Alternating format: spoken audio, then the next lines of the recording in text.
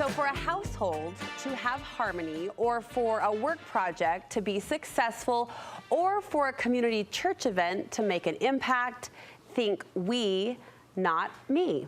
My next guest believes we should all be thinking collectively, and that it's that collective mindset that makes great leaders and ultimately builds strong communities.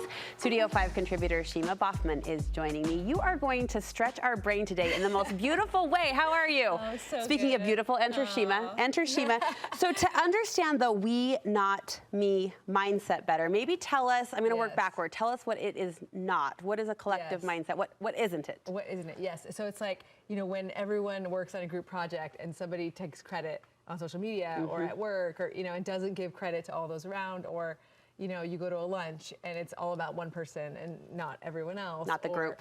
Yeah. And I mean, I was thinking even today I showed up and it's like, to get me here, I have a nanny who like is taking care of my baby. And, you know, do I recognize her? I actually was thinking on the ride over, I'm like, I'm editing a book right now.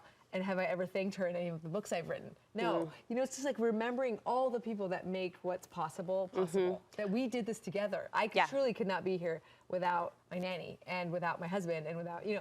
And so it's like, do we take this collective we mindset, or is it just about me? And I put my name on the book. You're right. It's a beautiful principle, and especially as you're going to apply it to leadership, like leadership in the home or otherwise, that good leaders adopt this. I flinch professionally, like majorly flinch when people say your show for that same reason, because I'm like, hold on, there are hundreds of people, dozens of people working. Well, no, it's just there is this, you know, we've got to broaden our way of thinking and recognize the group, recognize the we.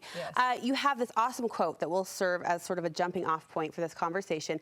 It's by the late chief rabbi of the UK, Lord Jonathan Sacks. He said, "The consumer society was laid down by the late Steve Jobs, coming down the mountain with 2 tablets, iPad 1, iPad 2, and the result is that we now have a culture of iPod, iPhone, iTunes, I. He goes on to say, when you're an individualist, egocentric culture, and you only care about I, you don't do terribly well." So summarize that quote for us, Shima. I love it so much because you know, you think of the iPhone, the I mean, he really just kind of nails society. It's this consumerism. He's just like, we're focused on the consumer, and that's I. It's how do I make myself prettier? How do I make myself richer? How do I do this for me? Rather than what about us? What about society? What helps other people?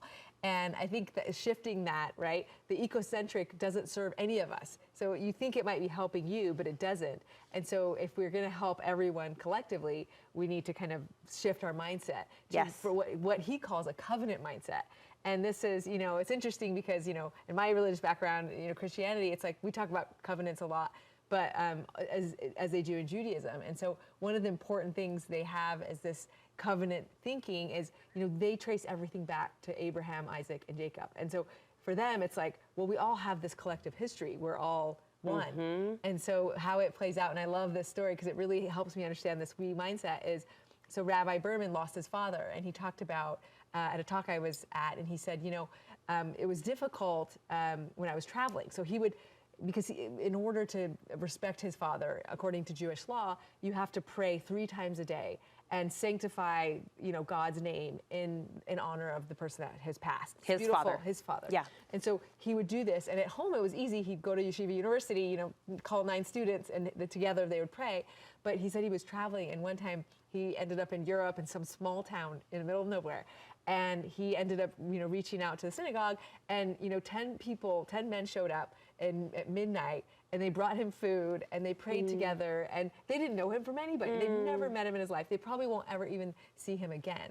But the point was, it's like they just saw this, yes, we have a covenant relationship with our brother who is of our faith, and we're going to show up for him, even though we'll never see him again. That's lovely. You know, and even more dramatic, just barely this fall, with all the conflict going on with Hamas and Israel, you know, there's lots of fighting, lots of horrible deaths gone on there. But one particularly beautiful moment in this whole mess was there was a student from Brazil who went to one of the concerts that was bombed, and she was 24, had no family in Israel. She's from Brazil, and her family ends up to bury her, you know, in Israel as you know, that's where her body was. And they sent a message out saying, you know, can 10 people show up for her, because we don't have any family in Israel. They just showed up to bury her, and you know, thousands of people showed up. I mean, thousands. And it's just like this beautiful solidarity, you know, Yeah. and this happens in all faiths, but I just noticed these examples. I just thought it was so beautiful. Yeah, and that's a religious application, but think of living in that covenantal relationship Yes. with those we're surrounding, those Absolutely. we're choosing to live next to, Yes. serve with, That's work right. alongside. Like, what does that dynamic look like? Yes. You saw a real life application of this in one of your classes, I understand. Oh, yes.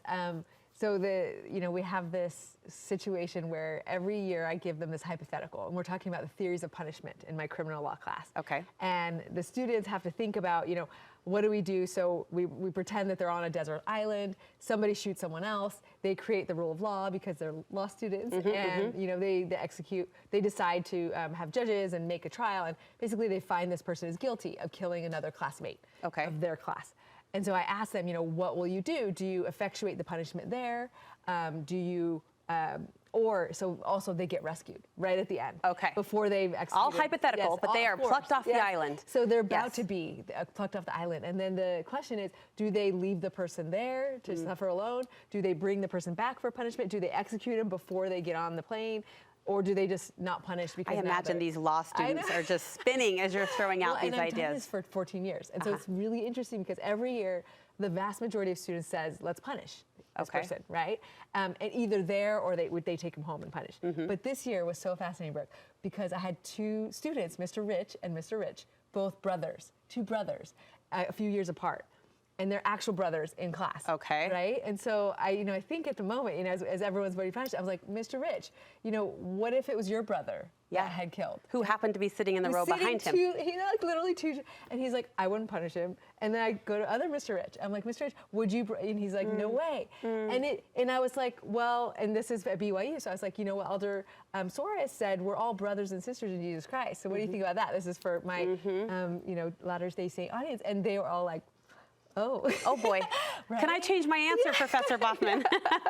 So I just think we don't often think that way in the secular context, right? It's like we're talking about criminal law here, no longer religion, but it matters everywhere. Yeah, that we mindset. There's no other. It's all of us. We're all brothers and sisters. The president of Yeshiva University, Dr. Ari Berman, said this. You brought this quote to our attention as well that I want to hear your thoughts around. He said, from a consumer perspective, the past is history. You can learn from it. It might be interesting, but it's just events that occurred at a different time and place. From the covenantal perspective, the past is not history. It's memory. That is powerful. It is so powerful. And I think really when you think about the past as important to your identity, which is where he goes with that thought, it's our identity traces back to, the same father and mother, and we are all family. Yeah. And I think when you think of it that way, it's hard to see yourself as an individual, I. Yeah. It is we, because you think of families, it's very much, it's easy to see your family as a we. It's not as easy to see your community as a we, but when we look back, it's like we all trace back to the same beginning point, whatever that was. Right. You've set the table so beautifully, so bring it forward to now for us. How can we do better about having this collective mindset in our homes, in our families, in our communities? Yes, I think one way is expanding our definition of family.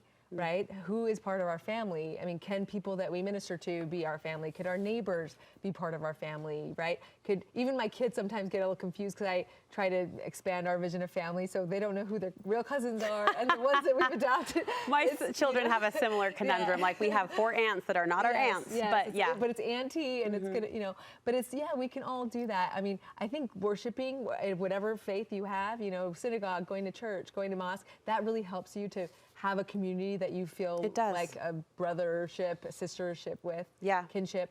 I think that helps. Finding some service in the community. I mean, anything that we can do to expand it outside the I to the we is so helpful. You have this really good rule of thumb too, this tactile way we can practice this. Punch that home. I love this so much. Yes. Well, if it's a mistake, it's I. Yeah. And if it's something great, it's we. I love it. It's painful as a leader. Painful to accept, like, okay, yes, I'm sorry for this. I love it. That's an I. A mistake is an I. A celebration is a we. I'm always going to think of you when I try to put that into practice, Shima. Thank you so much. Yes, of course.